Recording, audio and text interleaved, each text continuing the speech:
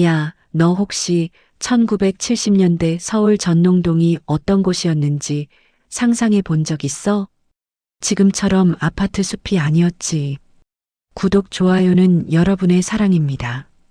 그때 전농동은 말이야. 진짜 옛날 서울의 모습을 고스란히 간직한 동네였어. 왕이 직접 농사짓던 땅이라는 뜻의 적전에서 이름이 유래했을 정도로 좀 정겹고 푸근한 시골 같은 분위기도 있었고, 동시에 서울 한복판에 자리한 역사의 흔적이 짙게 배어 있는 그런 곳이었어. 지금 생각하면 정말 아련한 추억이지. 나도 그때 전농동에서 부모님이랑 우리 4명 형제자매가 오순도순, 아니 옹기종기 살았거든. 지금 돌이켜보면 정말 가난했지만 그때는 그게 다 사는 건 줄 알았어. 그 가난 속에서도 작은 행복들을 찾아내며 하루하루를 열심히 살았어. 그때 우리 집은 정말 작았어. 단칸방에 부엌이 딸린 말 그대로 방 하나, 부엌 하나짜리 집이었지. 그래도 부모님은 항상 웃음을 잃지 않으셨어. 아침에 눈 뜨면 엄마는 부엌에서 달그락달그락 소리를 내며 보리밥에 구수한 된장찌개를 끓이셨고, 아빠는 구겨진 신문을 펼쳐들고 크흠 헛기침을 하시며 세상 돌아가는 이야기에 귀 기울이셨지. 우리는 좁은 방구석에서 뒹굴거리면서도 뭐가 그렇게 좋은지 깔깔거리며 웃음꽃을 피웠어. 겨울엔 연탄 아껴 쓴다고 아궁이에 불 때는 것도 쉽지 않았어. 연탄가스 마실까봐 방문을 살짝 열어놓고 자던 아찔한 기억도 난다니까. 그땐 많은 집들이 그랬어. 옆집도 앞집도 다 비슷비슷하게 살았으니 우리만 특별히 힘들다고 생각하지 않았던 것 같아.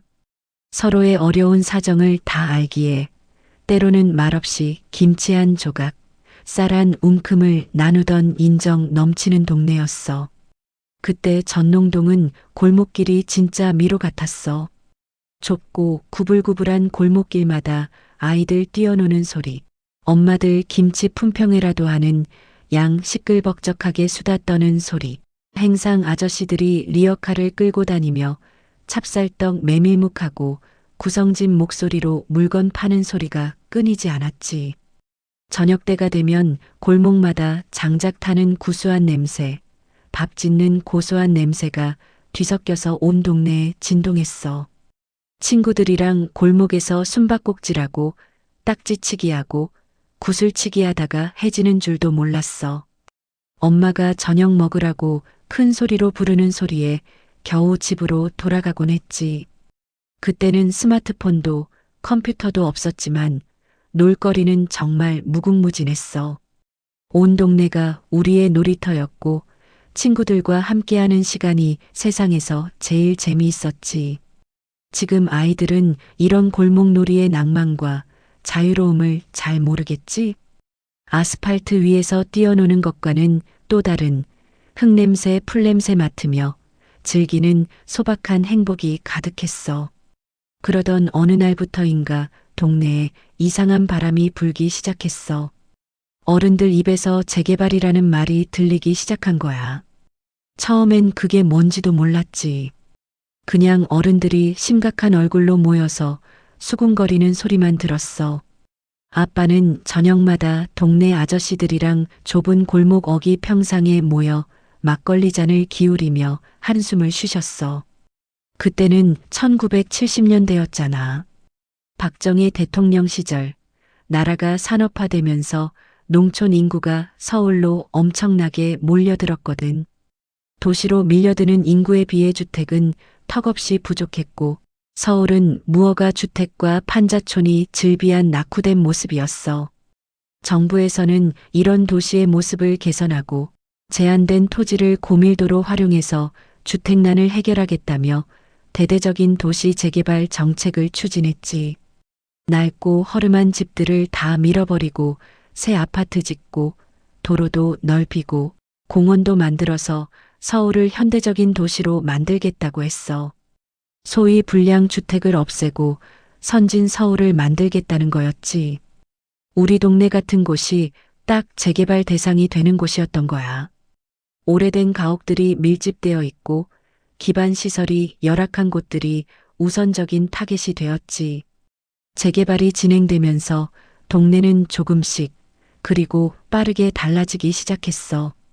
여기저기 낡은 집들이 허물어지고 거대한 포클레인이 들어와서 땅을 사정없이 파헤치고 흙먼지가 사방으로 날리고 굉음이 끊이지 않았지. 마치 전쟁이라도 난 것 같았어. 우리 같은 영세민들한테는 이 재개발이 좋은 건지 나쁜 건지 알 수가 없었어. 어떤 사람들은 새집 받아서 좋아할 거라고 했는데 어떤 사람들은 갈 곳 없어졌다고 울고불고 난리가 났었거든. 재개발 사업 초기에는 토지 소유주들이 조합을 결성해서 진행하기도 했지만 재정적인 어려움 때문에 결국 서울시가 적극적으로 개입하고 대기업 건설사들이 주도하는 방식으로 바뀌어 갔어. 이는 플라자, 호텔 건설 사례에서도 볼 수 있듯이 개발 이익이 소수의 대기업에 집중되는 결과를 낳기도 했지. 우리 부모님도 밤마다 잠 못 주무시면서 걱정하셨어. 이제 어디 가서 살아야 하나, 애들은 어디 학교를 보내야 하나, 새집 받으려면 돈이 엄청 든다는데. 이런 말들을 옆에서 들으면서 나도 모르게 가슴이 답답해지고 불안해졌지. 어린 마음에도 뭔지 모를 슬픔과 상실감이 밀려왔던 기억이 생생해. 우리의 보금자리가 언제 사라질지 모른다는 막연한 두려움이 우리 가족을 짓눌렀던 것 같아. 가장 마음 아팠던 건 이웃들과 헤어지는 거였어. 매일 문 열면 마주치던 친구들, 매일 아침 저녁으로 인사하던 옆집 아줌마, 정 많고 인자했던 동네 할머니 다들 뿔뿔이 흩어졌지. 한나란시에 모여서 울고 웃고 서로의 기쁨과 슬픔을 나누던 공동체가 한순간에 산산조각 나는 걸 보면서 어른들도 우리도 모두 슬퍼했어. 재개발이라는 게 그저 낡은 집을 부수고 새 집 짓는 물리적인 행위가 아니라 사람들 간의 끈끈한 정, 수십 년간 쌓아온 추억, 그리고 삶의 터전을 송두리째 흔들고 파괴하는 일이라는 걸 그때 어린 나이에도 어렴풋이 깨달았어. 그때는 전농동이 조선시대 왕의 밭이었고 21세기에는 뉴타운이 된다는 거창한 역사적인 맥락 같은 건 몰랐지. 그저 우리 집, 우리 동네가 사라지고 사랑하는 이웃들과 헤어진다는 슬픔과 상실감만이 우리 마음을 가득 채웠어. 낡았지만 편안했던 우리의 집, 그 집에서 가족들이 서로의 온기를 나누던 소중한 공간이 사라진다는 건 단순한 건물 철거가 아니었어. 결국 우리 가족도 전농동을 떠나게 됐어. 어디로 갔냐고? 서울 외곽, 그때는 정말 변두리라고 불리던 허름한 판자촌 같은 곳으로 이사를 갔지. 전농동보다는 훨씬 멀고 도시의 중심 생활과는 좀 동떨어진 곳이었어. 대중교통도 변변치 않아서 도시로 나가는데 한참 걸렸지. 그래도 부모님은 그래도 이게 어디냐 하시면서 우리를 다독이셨어. 새로운 동네에서도 적응하기는 쉽지 않았어. 낯선 사람들, 낯선 환경, 그리고 무엇보다 전농동과는 너무나 다른 분위기가 우리를 힘들게 했지. 전농동에서의 추억이 너무 그리웠어.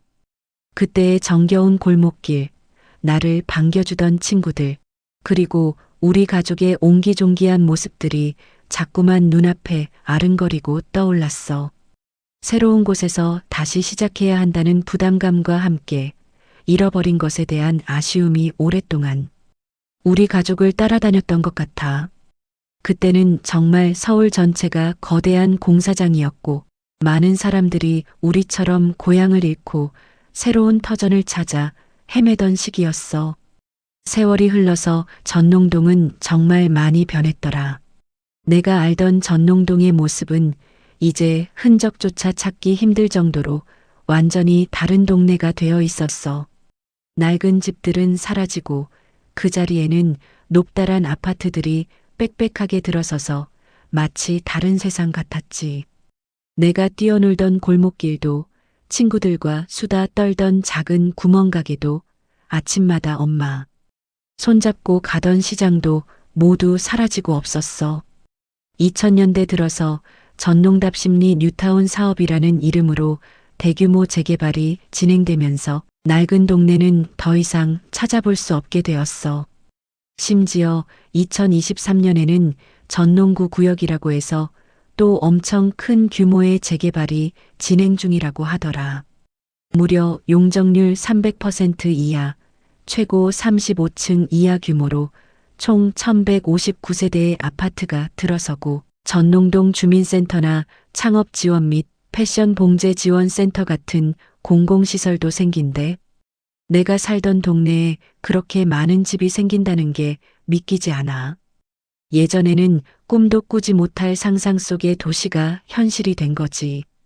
공공 재개발 방식으로 주민 간 갈등을 해결하고 사업을 추진했다니, 그때 우리 부모님 세대가 겪었던 아픔을 조금이라도 줄여줄 수 있었다면 좋았을 텐데 하는 생각도 들어. 지금 전농동은 예전과는 비교할 수 없을 정도로 현대적이고 세련된 모습이야. 깨끗하게 정비된 도로, 번쩍이는 고층 건물들, 잘 정돈된 공원과 녹지 공간. 겉으로 보기엔 정말 좋아졌지. 도심의 낙후된 이미지를 개선하고 기반 시설을 확충하며 주택 공급을 늘리겠다는 1970년대 재개발의 목표는 어느 정도 달성된 것 같아.